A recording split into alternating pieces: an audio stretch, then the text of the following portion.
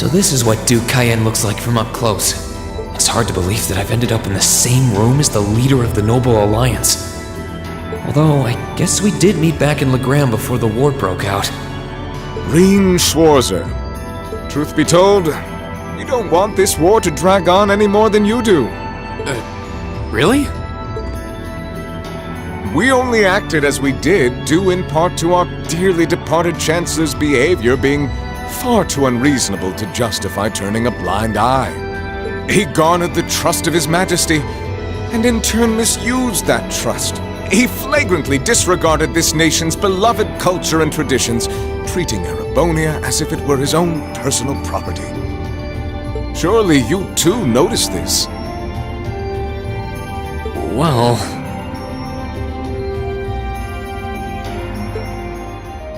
I can't say I disagree.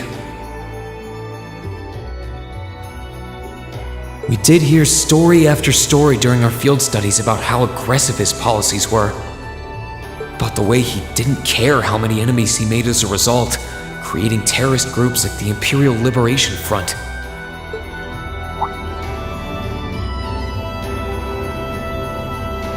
But as I said, the cause of our nation's ills is now gone. Now, all that remains is to turn back the hands of time just a touch, and the good old days of the Empire will be upon us once more. The key to this bright future lies in putting aside our differences and joining hands. Am I wrong? I'm afraid that yes, you are. Do you honestly believe that people can so easily put aside their differences after all the Alliance has done? You occupied Heimdall and effectively took every one of its citizens hostage, imprisoned the Imperial family. And let's not forget how you're now in league with the enemy nation responsible for the destruction of Gorelia Fortress.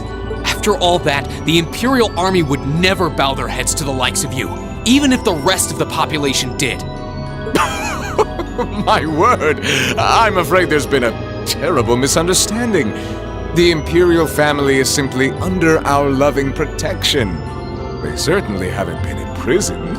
But that does bring me to exactly why I want you to help us. It does? The Azure Knight is already on our side.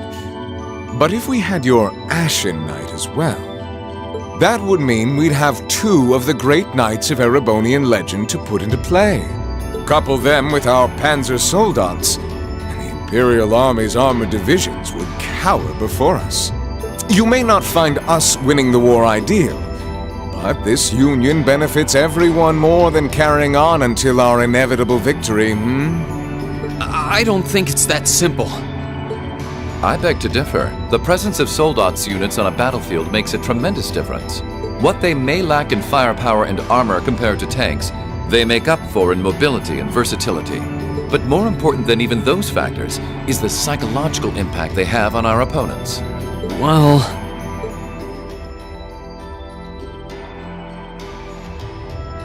We're only human. As such, we are as captivated as we are terrified of giant beings bearing human form. And if that holds true even for mass-produced soldats made with modern technology, it will be all the more true for the divine knights of legend you and Crow possess. Can't argue with that logic. I will say it once more.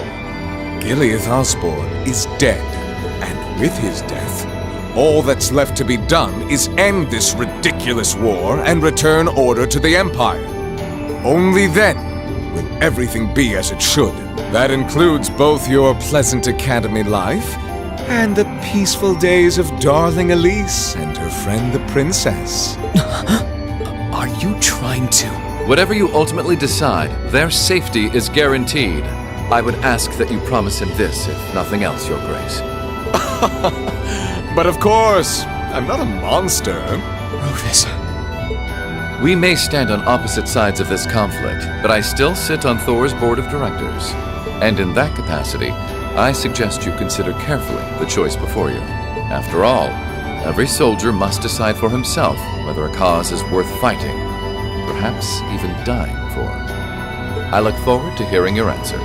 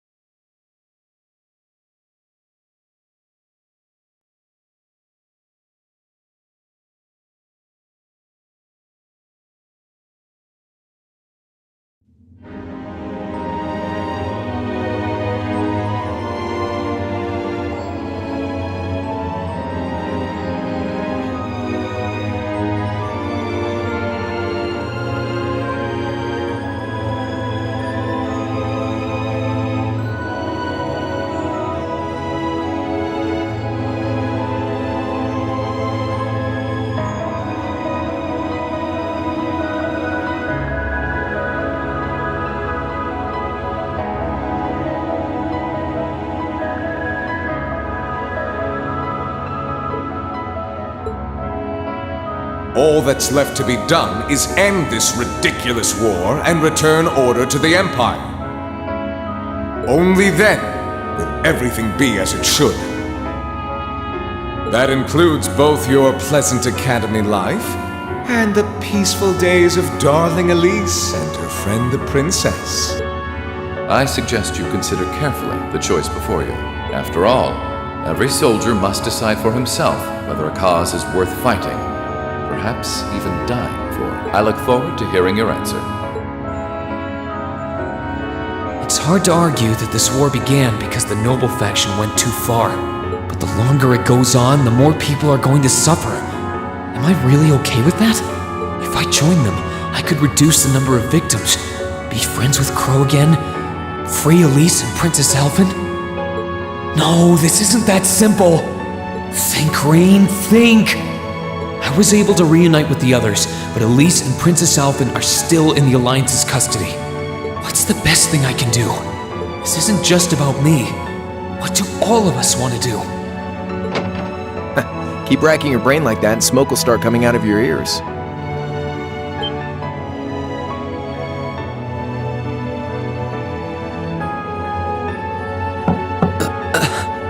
What do you want? Hey now, no need to give me that look. I figured I was gonna find you busy thinking everything over like your life depended on it. And what do you know? I was right. How about you mind your own damn business? And don't you have better things to do with your time? I figured the glorious Azure Chevalier would be far too busy with the war to be hanging out around here. It's tough being popular. If you joined us, I could get away with doing half the work I am now. So come on, stop freaking out about it so much and make a choice. This isn't something I can just decide by flipping a coin, Crow. And besides, it'd probably be an easier choice if not for a certain someone. What's that in your hand, anyway? Grub, of course. Kinda early, but I brought you your lunch. Mind if I join you?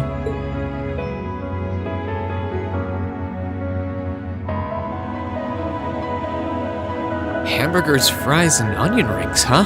I was expecting something more fancy like I had last night. Oh, that kind of food more your thing? Okay then, give me a minute while I go ask the chef to whip something up. No, this is fine. The burger looks delicious. Cool. All right, dig in.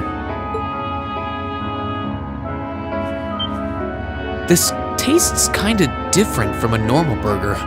Oh, no wonder. It's got whitefish in it. Yeah, they're called fish burgers. Pretty good, right? Yeah, the tartar sauce makes for an unusual extra flavoring too. This tastes amazing. I like this way more than the food I had last night, to be honest. Well, glad to hear it. Guess it was worth putting my cooking skills to the test after all. Wait, you made this? Was my first time cooking in a while, too. Sharon could probably do better, though. But I wanted to give it a shot anyway. This stuff was like soul food back in Dry, where I grew up. Oh. To think, all the time we spent searching for the leader of the Imperial Liberation Front, and he was right under our noses. Crow Armbrust from the Jirai SEZ. Oh, yeah, Vita was using some weird thing of hers to let you see what was going on, wasn't she? So I guess you saw what happened there. Yeah. Jirai was that special economic zone in the Northwest you guys went to during our August field study, too.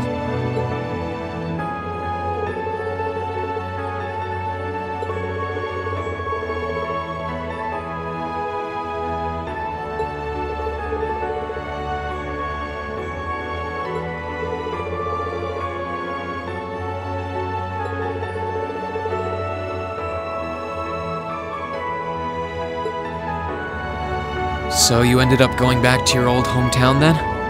Yeah, by pure coincidence. It's changed a lot since I was last there, so it was kind of surreal being back again. But it was nostalgic in its own way, too. It's been bugging me for a long time now. What could have made you want to join a group of terrorists like the Imperial Liberation Front? What was it that made you hate Chancellor Osborne that much? Enough to take his life? Oh, tell me, Crow, please. I want to know what it was that made you who you are now. What kind of place Jirai was, how you lived there, and what you were doing before you entered the academy and met Toa, Angelica, and George. Where's the fun in prying into a guy's past? Save all that talk for your number one in class. Who's the lucky girl anyway? Elisa? Laura? Emma? Fee? And don't tell me it's Milliam, because, you know, I'm serious, Crow. I really want to know. Think of telling me your past as paying off the interest you owe on that 50 mira. Because until I know, until we know, we won't be able to move forward. You're really serious.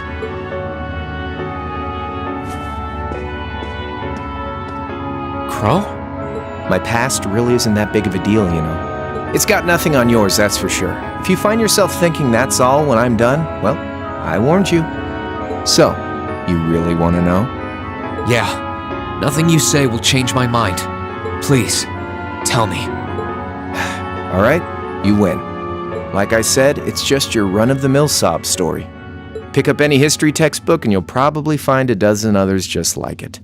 It's the kind of story that's so common no one bothers to remember it, like it never even happened. Back in those days, Jirai was known as Jirai City. It was a city-state off the coast of northwest Zemuria that prospered through maritime trade with West Erebonia, Northumbria, and Remiferia. It had a population of around 150,000 people, so it wasn't exactly a big place or anything. Because of that, the surrounding nations left it alone and let us live out our days in peace. We were pretty fortunate, all things considered. Until about 20 years ago. That was when the Northumbrian disaster struck, and much of the Principality of Northumbria was turned to salt. And as a result, trade on the northwest shore was reduced to virtually nothing. Day after day, Jirai's prosperity started to fade away. Still, it wasn't all bad. We had our fishing, our historic landmarks, our septium mines.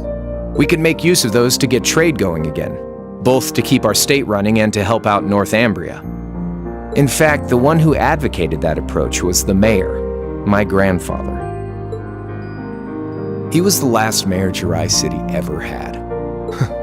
He was a stubborn old bastard, but he had this wry sense of humor, and was well loved by everyone. I lost my mom and dad early, so he was also my only living relative.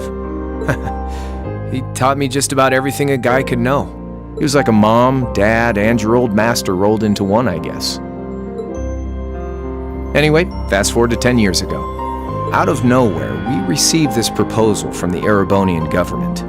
They said they wanted to extend a railway line from Heimdall all the way to Jirai. We relied on the sea for trade before, but there wasn't any reason to believe we couldn't benefit from being connected to Heimdall by rail.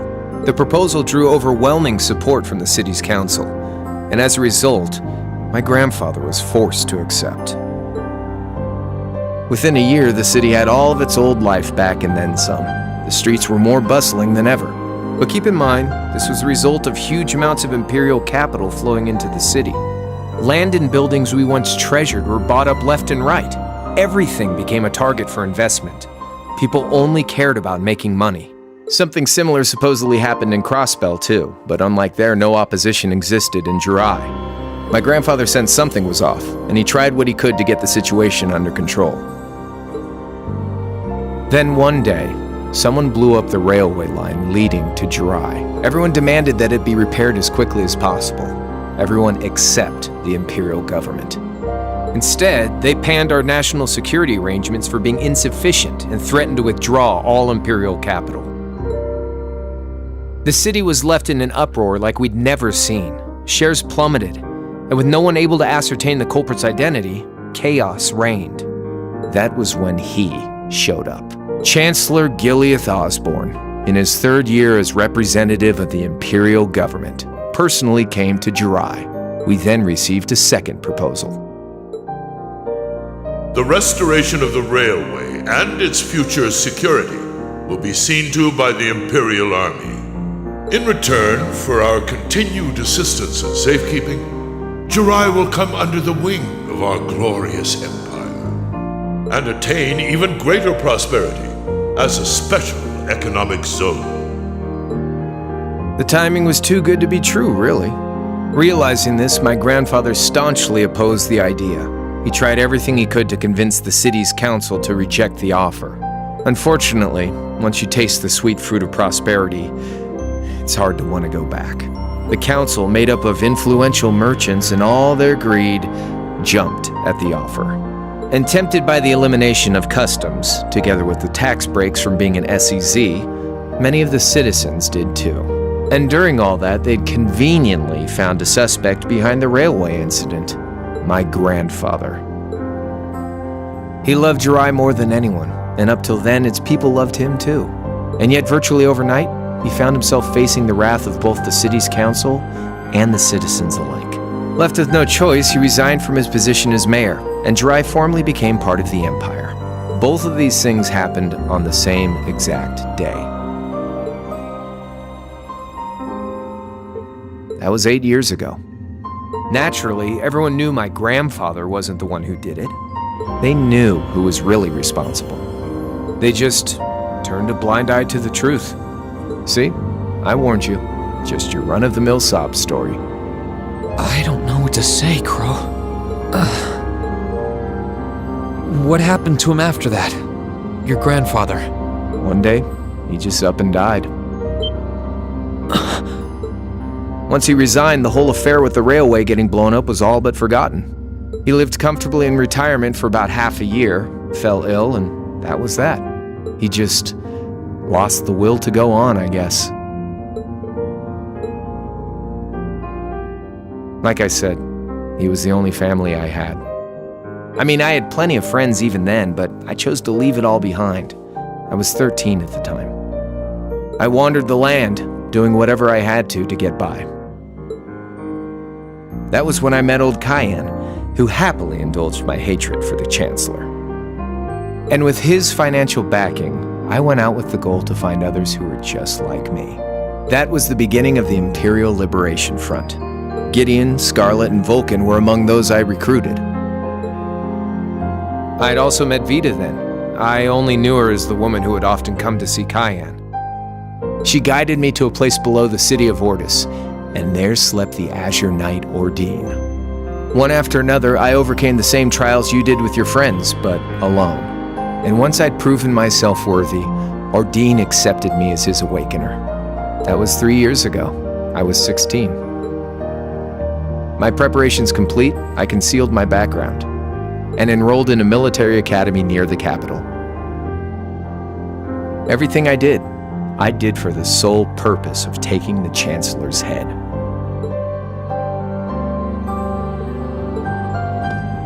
Come on now, what's with the face? You look sadder about all this than I do. Yeah, I guess. I swear. I'm not trying to tell you the Chancellor was evil or anything. What? Still, there's no denying that he managed to outwit my grandfather. And he may have lost, but Pop's always loved a good gamble. It's thanks to him that I'm pretty good at chess, card games, that kind of stuff. I'd say it's fairly normal for a student to want to avenge his master's defeat, wouldn't you? Maybe.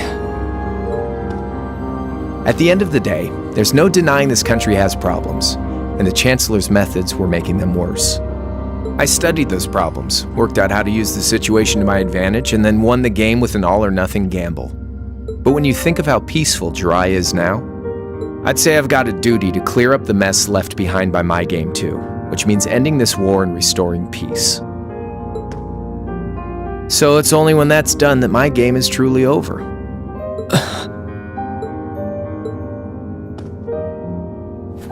I don't want whatever your decision is to be influenced by my past, okay? Like Rufus said, you need to think long and hard about what it is you're fighting for. For you, more than anyone else. Yeah, but Crow... Anyway, I think I've stuck around here for long enough. You're gonna be treated as a visitor. Well, sort of. It's about time for the higher-ups to head back to Heimdall, so go ahead and pass the time however you want. However I want? What else can I even do here?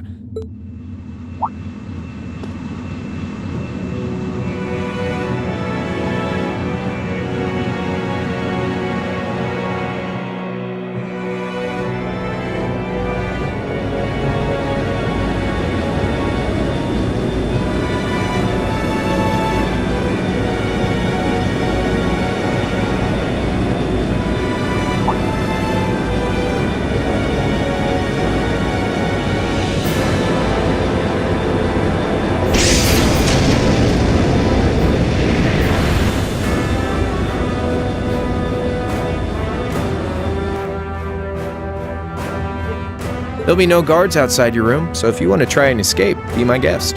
Just keep in mind that some members of Ouroboros and Zephyr are on board too. Not to mention me, Scarlet, and Vulcan.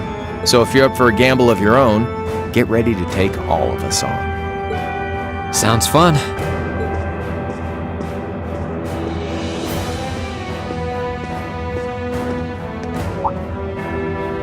Oh yeah, one more thing. There's this real cute visitor in the guest of honors room on the second floor. I think she'd perk right up if she saw you, so why not go pay her a visit? Just don't go making your girl jealous, okay?